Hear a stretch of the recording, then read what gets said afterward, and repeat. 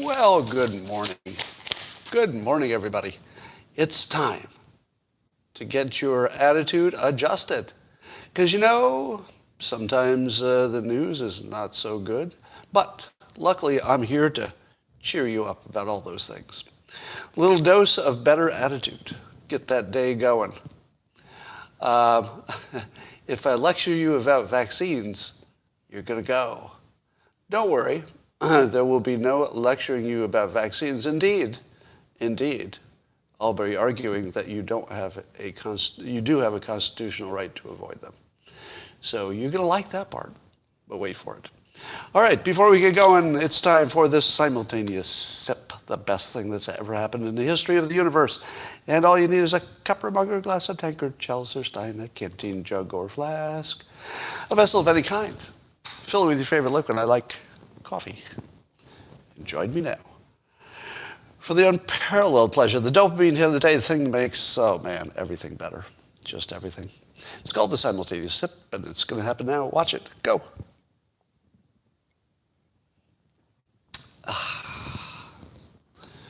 Well, I don't know if you know this, but there have been randomized controlled trials, and it's proven that people who participate in the simultaneous sip have a better day than the people who didn't, even the people who took horse dewormer instead. No, it didn't help them.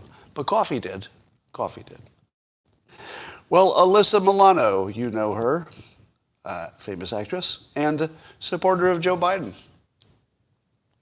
Well, I'm going to give her the gutsiest tweet of the century award. And she tweeted this yesterday. And I'm not making this up. This really happened. So Alyssa Milano tweeted yesterday, I'm proud of POTUS and the incredible job he's doing. He's the right person for the job in this moment in history. Hashtag, I stand with Biden. Now, I got questions.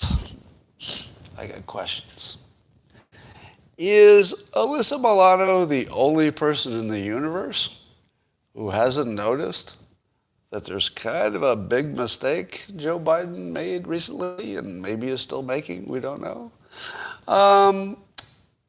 She's proud of him. She's proud of the job he's done, and says he's the right person for the job in this moment in history. And this raises an interesting question. What would it look like if the worst person for the job had been in it? What would the worst person for the job do? I don't know. The worst person? Probably, give names of people that are trying to escape from the Taliban to the Taliban. Maybe that'd be bad. I think the worst person would do that. Maybe when the Taliban offered America all of Taliban to control until the evacuations were over, maybe the worst person in the world would say, we don't need all of Kabul. All we need is a little airport. We just need the airport. That's sort of something that the worst person in the world might have said. Anybody else would have said, yeah, a better perimeter would be smarter. We'll control Kabul until we're done. That's what the Taliban offered them. They turned it down. What?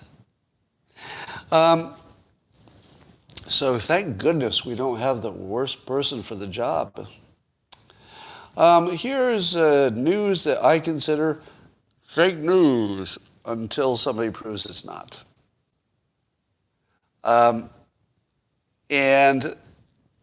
by the way, the giving the names to the Taliban, these were special cases. It involved like a bus here or there, but it's still a real problem. It wasn't all the names of all the people, but still pretty bad.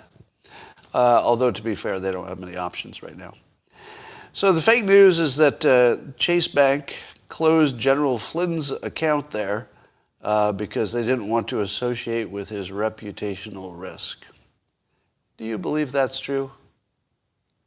Now, I saw this on social media, but I did not see it in the news. That doesn't seem true.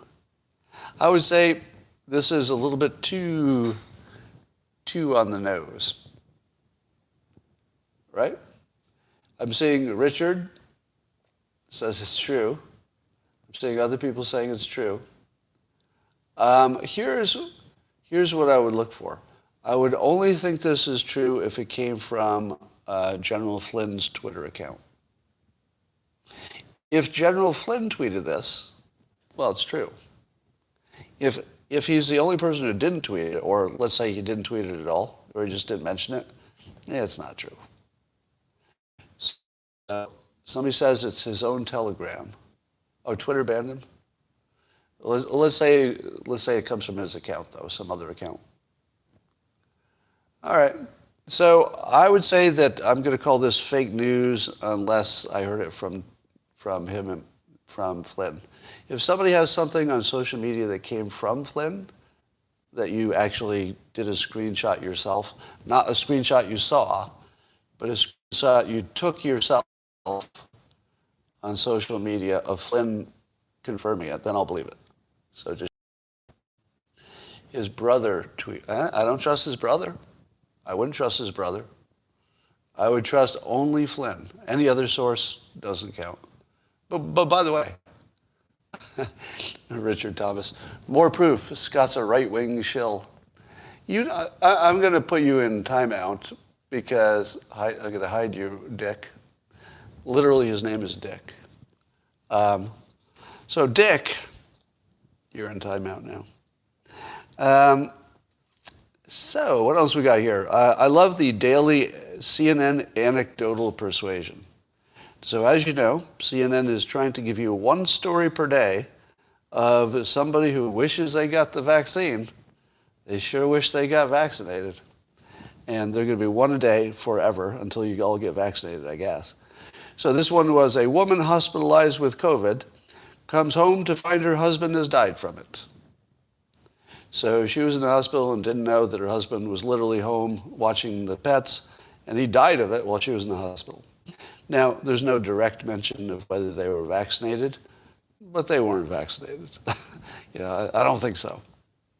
This is the sort of story you're going to hear a lot of. Now, I'm not saying you should be persuaded by this. In fact, I'm saying the opposite. You should not be persuaded by anecdotes, individual stories of something that happened to a person. If that's what's persuading you, you're doing it wrong. But the truth is, it is persuasive. We do get persuaded by these little stories. Here's another one. Florida radio host Mark Bernier, 65, who disturbingly called himself Mr. Anti-Vax. So there's a conservative Florida, and Florida makes the story even more interesting, right? Florida radio host, conservative, called himself Mr. Anti-Vax. Can you finish the rest of the story without even knowing what it is? So there was an old guy, 65, called himself Mr. Anti-Vax, and he was quite proud of it. How do you think the story ends? That's right, he died. Didn't get vaccinated, and he died of COVID. Now, you knew that was going to be the end of the story, right? Because it's anecdotal persuasion.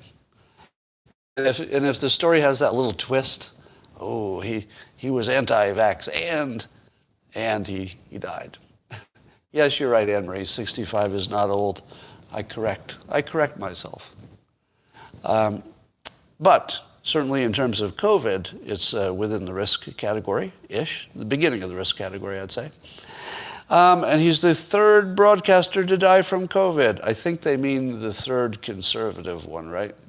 He's the third one who said, don't get a vaccination, and then he died because he didn't get a vaccination. Is that it? Yeah, the closer you get to 65, the less old it seems. I tell you, if I thought that, so I'm 64, if I knew that being 64 felt the way it feels now, I never would have been afraid of it, because it feels pretty good. I got to say, I'm probably as healthy as I've ever been in my whole life.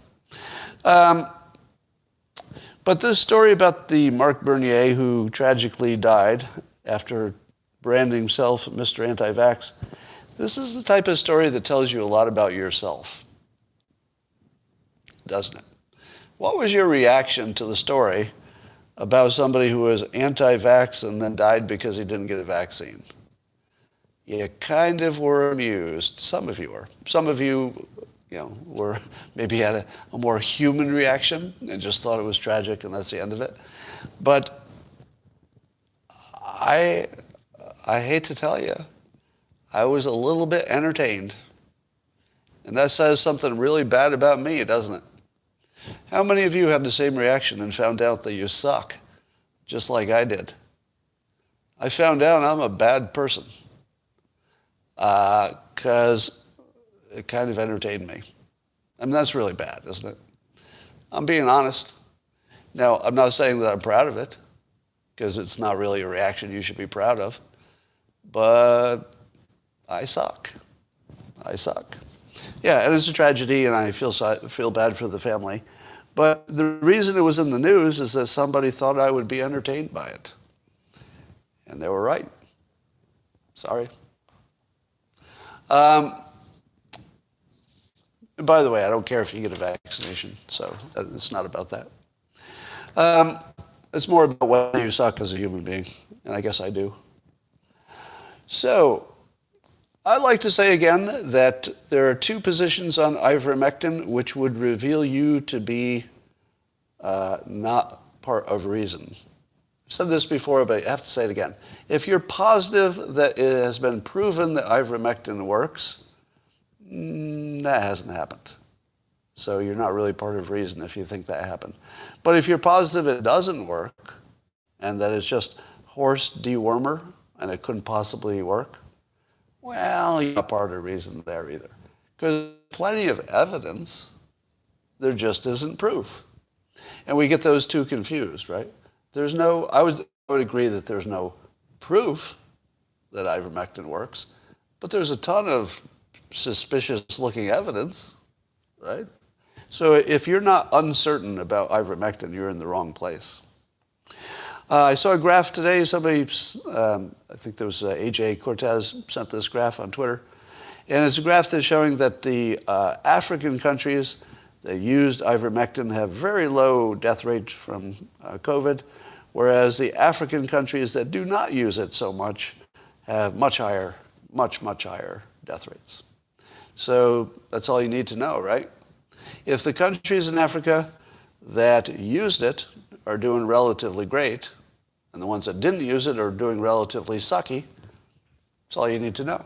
Now, it's not about vitamin D, it's not about sunlight, because it's Africa. We're only looking at Africa, right? They got lots of vitamin D, they got lots of sunlight. So if it's only African countries, and the ones using ivermectin did great, and the ones who don't use it did the same as everybody else not using it, doesn't that tell you something? Are you convinced? Are you all convinced now? Wait a minute. What would be maybe wrong? What would be maybe wrong with the data, just off the top of your head? What do you think could be wrong with the data? How about everything? How about everything? What would the countries that use ivermectin in Africa have in common with each other? And that would be different, perhaps, than the countries who are not using ivermectin. What would the users of ivermectin in Africa have in common? Well, somebody says malaria, maybe. I don't know. More developed, right, and less developed. The more developed the country is, the less likely they're using ivermectin. What else would be a correlation? The more developed you are and the better your health care is. What would be another correlation? Another correlation would be you count your dead correctly. Do you think that a country that has to use ivermectin because they don't have good enough health care to do anything else, do you think that country is counting their deaths correctly? No, there's probably a perfect correlation, or a really strong one, I would guess, not perfect. There's probably a perfect correlation-ish between countries that can't count their dead. They're not testing them. They don't know who died at home and who didn't. And ones that don't have enough health care to do anything but use ivermectin. So, now I'm not saying that's the explanation. I'm saying it's a more obvious explanation than ivermectin really works and all the experts in the other countries didn't notice, right? So compare the two possibilities. I think my bird has visited me. Oh, no, it's an actual human this time. That's my security camera beeping at me. So take these two possibilities. What is a greater possibility? That the African study has good data, and it shows that ivermectin works, but all of the industrial countries around the world haven't noticed or don't believe it. Is that likely? Could be. It could be. I don't think you can rule that out. It's perfectly possible that there is data showing it works in Africa that's not convincing to people who are experts. Maybe. And maybe it's even accurate. But what's the other possibility? The other possibility is that it's exactly the countries who are not good at counting their dead. And that's the whole thing. Could be the whole thing. So I wouldn't believe any graph about ivermectin or about one country compared to another. Every time you do do that kind of comparison, it's misleading, I think. All right. Alex Berenson, who, as you know, was skeptical of many things the government was doing about this pandemic, got banned by Twitter. And I was reading an article. Israel's not too happy with him.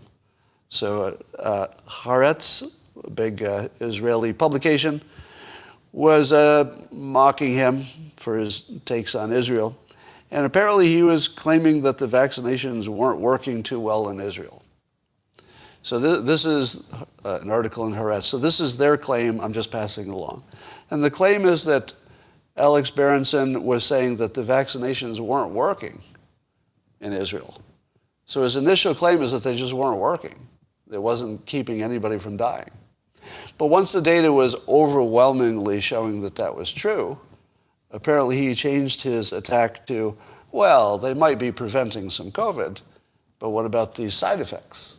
And they started talking about the side effects instead of the effectiveness. Now that should be your first flag, right? That somebody's moving from their one criticism and immediately goes to another criticism. So that's what I talk about when I talk about the people who brand themselves as the people, the rogues, the people who are on the other side of everything. Once you're always on the other side of everything, you don't have any credibility. Now that doesn't mean you're wrong. And I'll say this a million times. If anybody comes back to me later and says, Alex Berenson was right and you were wrong, I'm going to say, so? I always allowed that that's possible. It is 100% possible that when this is all said and done, Alex Berenson will be right about everything. Completely possible. I don't think so. I'd bet against it, and I'd bet heavily against it. We can't rule it out based on what we know at the moment. Because any data you think has disproved him, I don't know, all our data is crap. I'm not sure anybody can disprove anybody these days.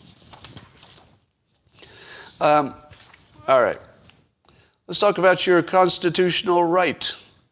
I saw CNN said that you do not have a constitutional right to avoid a vaccination. What do you think? Do you think you have a constitutional right to avoid a mandatory vaccination?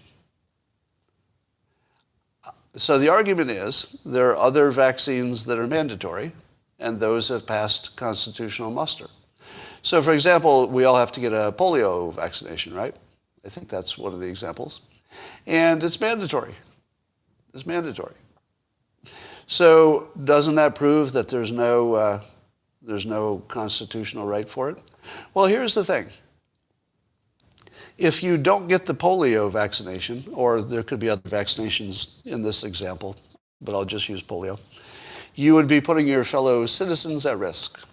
We all agree on that, right? That if you don't get vaccinated, at least that's what medical science is telling you, that you would be putting other people at risk. Do you have a constitutional right? This would be CNN's argument, which I'll argue against in a moment. Do you have a constitutional right to put other people at risk? Well, apparently you don't. Because if your freedom puts somebody else at risk, that's where your freedom ends, right? So do you have the freedom to go take a crap in somebody's living room? You do not, because that would have an impact on somebody else. So your freedom generally is limited when it starts having a big enough impact on other people, right? We all have to deal with our smaller impacts on other people because there's no way to prevent them. But when it's the big stuff, such as life and death, yeah, then your freedom is probably going to be limited by what you're doing to other people. Yeah, drunk driving would be an example, right? So I agree with the argument that the government can force you to do things you didn't want to do if it's good for other people.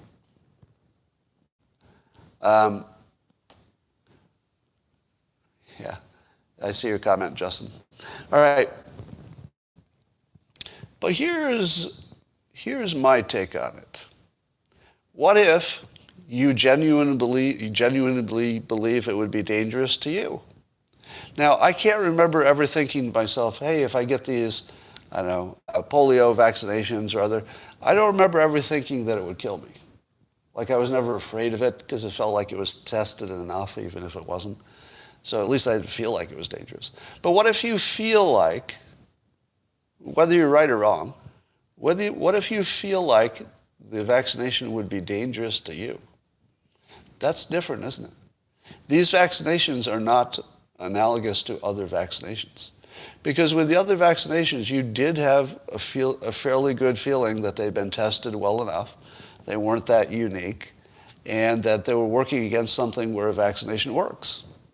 Here we have a case where the vaccination works-ish, but it still, doesn't stop it cold. And because it's newer and a little less tested and newer technology, there is some extra concern. So here's my constitutional argument, and it goes like this. Yes, the government can force you to do something with your body that you didn't want to do if there's not much danger to you in it, and it would save other people's lives. I take that as constitutionally solid. I think the government can force you to protect other citizens if there's not really much of a risk to you. But what if the government and you have a very different opinion about the level of risk? What if you think the risk is unacceptably high, even if it isn't? And what if the government says, no, it's low enough? Well, here's the problem. The government doesn't have the right to make you harm yourself, in your opinion. Does it? Can the government make you harm yourself, in your opinion? So I'm not saying it would harm you. I'm saying that if it's your opinion that it would harm you, can they make you do that? Because it doesn't really apply to like the other vaccinations too much, right? You can, most people aren't too afraid of those. Now, I know the anti-vaxxers are, but it isn't as big a deal as this is. Right. Anyway, I think the constitutional argument that the government can make you do it doesn't apply to this. So that's my take on the constitutionality. Well, apparently North Korea is firing up a nuclear reactor that they already had. They're firing it back up, and it's capable of producing weapons-grade plutonium, we think. And here's the question. Would this have happened under Trump? Now, I think probably would, because I imagine that they need electricity as much as they need to make bombs. But, it's being noted that it might be a negotiating tactic, and that it's really just to get us back to the negotiating table. But what exactly are we negotiating about? Does North Korea need anything? I mean, are we negotiating with them? My best guess is that they probably just need electricity, and this is how they can get it. So I feel as though we would be safer under Trump, because even if Trump didn't like this, he'd probably at least have a friendlier interaction with them, which would make us all safer. I don't know what Biden's going to do. Threaten him? What good's that going to do? Here's another dog that's not barking. Where's my anonymous reports about all the generals privately disagreeing with Biden about the Afghanistan withdrawal. Where's that? Are you telling me you can't produce one anonymous story, anonymously sourced story, about the conversation in the room when the decisions were being made? I don't know. It feels like there's something missing here, right? Because don't you think that if Trump were president, we'd have anonymous stories that the general said clearly, do not do this, Mr. President. And then the president, in his orange badness, decided to do it anyway for political or financial gain, right? Yeah, that's the story, right? If Trump had been president, you'd have all these anonymous reports where he was just being dumb and he said all the right things and he was racist. And none of it would be true. It wouldn't be true, but it would definitely exist. Those stories would be there. And you can see now that apparently that kind of story gets invented by the left more than the right. Because if the news on the right invented bullshit stories as much as the left, at least in this category of stories, you'd already see it. Somebody would be reporting anonymous source tried to tell Biden not to do it, but he just wouldn't listen. I don't know. I'd like to hear what happened behind closed doors. And the news is suspiciously not telling us. Well, Rasmussen did a poll and asked people about what they thought about Biden's performance on the withdrawal of Afghanistan. You would not be surprised that 52% of respondents said it was poor. Poor job. Here's the surprising part. 32% of likely voters in this Rasmussen poll think that that Biden's job in withdrawing from Afghanistan was either good or excellent. 1/3 of the public, the voting public, not even the people who aren't paying attention, the voting public, the people who pay attention more than other people. 1/3 of the voting public thinks Biden did an okay job on the withdrawal. What? There's not even a single news source with that story. There is not one news outlet saying he did this right. Not the left, not the right, not the middle if the middle exists anywhere, I don't know. What the hell is going on? Are the Democrats so dug in? Are they going Alyssa Milano? Is this cognitive dissonance? Is it confirmation bias? What is this? I mean, seriously. You expect some kind of a split like this when the sides disagree. If the news is reporting differently on the right and the left about who did well or who didn't, well, then you'd have a split population. But what happens when the news on the left and the right both know that Biden blew it and they're completely consistent? I don't believe there's anybody going on the news on any outlet saying, well, this looked pretty good to me. I don't think so. How in the world do 32% say, well, it's pretty good. It's a good job. Well, yes, okay, blaming it on Trump. Yes, some might be blaming it on Trump. That could be. Some might be saying, it doesn't matter how we get out, just get out. Maybe. Some might be saying, well, it's going to be messy no matter what you do. It would have been messy if Trump did it too. Maybe. But I don't know how you can argue that it's not going poorly. You could argue that maybe it would have gone poorly no matter who did it. But you can't argue it's not going poorly. Now, let me throw a compliment to Biden, okay? When Biden said we are going to get out by this date that the Taliban set, most of the reporting on the left and the right said, oh, that's a big mistake, because I'm not sure we could make that happen. And the people who are below Biden in the administration are saying it's not going to happen. So it looks like a big old mistake, right? No. If Trump were doing the same thing, I would be supporting him the same way. And it goes like this.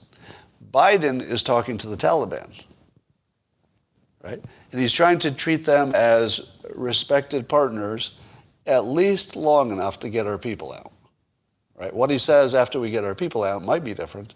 But at the moment, Biden is saying he will respect the deadline because he's respecting their right to put a deadline on it. And here's the second part. I've seen this in management a million times. You know, the CEO will say, I need this in 2 weeks, and all the underlings say, you can't do this in 2 weeks. This will take a month no matter what. And then the CEO says, yeah, but you're going to do it in 2 weeks. And then the underlings say, I don't think you heard us. Cannot be done in 2 weeks. And then the CEO says, do it in 2 weeks. And then they go do it in 2 weeks. Right? So it looks like Biden did that. It looks like everybody said it's impossible. It looks like Biden said, do it anyway. And I think he's going to get pretty close, at least in terms of the people we can get out. Now, the problem is there are people who can't get to the airport, right? And there will be stragglers forever. But I'm not convinced we won't have some kind of a system to get them out. I think it'll be, a bunch of different efforts. I think we'll have to peck away at it for a long time. Maybe privately, people will do some things as well as government stuff. Other governments will help us, et cetera. But I don't know, at least in that narrow sense of Biden sticking to the deadline, I think he probably made the right choice on that, even though it looks stupid, persuasion-wise and negotiation-wise, and managing the Taliban's attitude, which matters, because we can't go hard at them while we still need them, right? So I think the deadline thing might have been the right move, or the only move he could make. I'm seeing some Mike Cernovich tweets about the missile attack. There was a second response, I guess. The U.S. did a missile attack or a drone strike, whatever it was, on a Kabul neighborhood that allegedly killed something like 6 to 9 people, maybe 20. It's fog of war, we don't know. There were children among the dead. Allegedly, we don't know that for sure either, although there are photographs. We assume that they're accurate photographs. And I guess the U.S. has not confirmed who was or was not killed, but there were secondary explosions, so I guess they targeted a car or a vehicle that allegedly had some suicide attackers in it, but the explosion caused secondary explosions, and I guess a building blew up.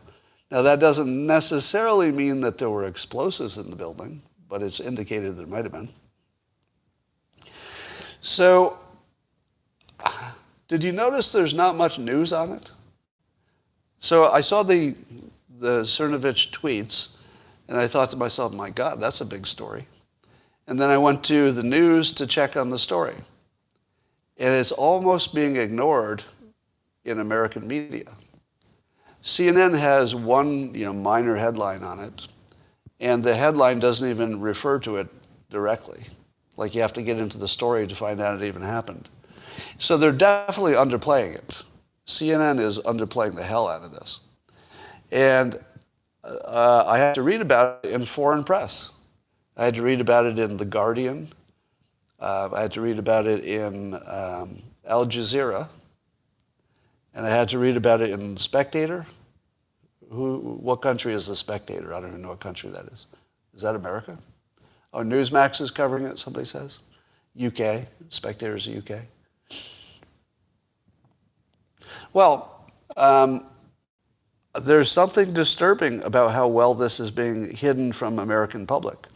And in fact, if I hadn't seen Cernovich's tweets, I don't even think I would have noticed it, because it was so silent in the headlines that I actually wouldn't have noticed. So somebody says it's on CNN. So is it on the network? Because the news page on the web is just one little mention of it. It is mentioned, but it looks underplayed. And maybe it should be, because I have mixed feelings about civilian casualties in war if you're targeting terrorists. I mean, you have to make horrible choices, and I tend to be fairly forgiving for the people who have to make horrible choices. It's war. People die. It's tragic, and there's just nothing that's going to change that. Well, here's something interesting. There's been one death from the Pfizer vaccine itself, maybe. So it's confirmed that the vaccination caused this one death. But it's in New Zealand, which is I find interesting. Because I don't have the numbers yet, but New Zealand is obviously doing vaccinations. But what makes them unique is that they're closed up tight from the virus itself. So they had one case and they closed the country down again, right, for one case. So what makes New Zealand interesting is that if there are vaccination complications, we should be able to see them more cleanly in New Zealand than anywhere else, right? Because you won't be seeing any coronavirus deaths. So they should have 0 deaths. And then, in theory, they would have a pretty good visibility on how many people the vaccinations kill. Now, they have one case that it looks like, it's highly likely, because there was some myocarditis involved. I guess that's the tell for the vaccinations being the problem. But there were comorbidities involved, and it's not so clear. Maybe the vaccine was part of it. Maybe it wasn't. But I'd keep an eye on New Zealand vaccination-related deaths. We do believe that there aren't many of them, but whatever there are, it will be highlighted there. Now again, if you're going to turn it off because I mentioned vaccines, I'm not promoting it. I'm just telling you where we might have some good data. That's all. And then lastly, that was lastly. I'd like to get to all the notes on my last page, but there aren't any. It printed an empty page. Yeah, one death can never be clear. That is correct. You probably would need some number of deaths to get some kind of statistical confidence. But yeah, one death can never really tell you anything. But it would tell you something if there were so few of them that you couldn't tell anything, right? If we get to the end of this and we have one possible death in New Zealand from vaccinations, because remember, this is a national story. It means it's the first one, I think. I mean, maybe we just don't know about any others. But if you only had one, how many people in New Zealand have gotten a vaccination? Millions? Would you say that millions have been vaccinated in New Zealand so far? Probably. What's this say? Scott pretends Alex doesn't exist. Sad. You talk about Alex Jones. I don't pretend he doesn't exist. I've been on his show. I like Alex Jones. That doesn't mean he's right about everything, right? But I say that about everybody. But if you want, I've said this before. If you can't compliment somebody you disagree on, then you should check yourself for bias. So I don't agree, of course, with everything that Alex Jones says, but he is a nice guy. I like him. Very kind to me, very generous, when I interacted with him, and very likable, and obviously very successful. So, and he, reportedly he's been right about a number of things. So, so I have some good things to say about that.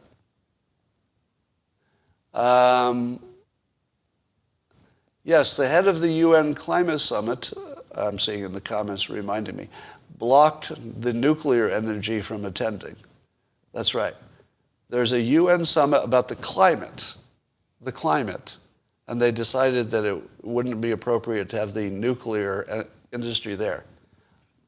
I remind you, the nuclear industry is probably the only hope we have of changing anything about climate change, as well as controlling space someday. It's the only hope we have. Now, maybe somebody will invent something that's a new hope, but at the moment, it's the only hope we have for water desalinization, which will be required, and electricity that's dependable. It's our only hope. And the UN is going to exclude those people. On Up says, Scott, take a vacation for everyone. Well, maybe I'll do that, but it won't stop me from live streaming on vacation. When you put the money filter on it, everything looks different, right?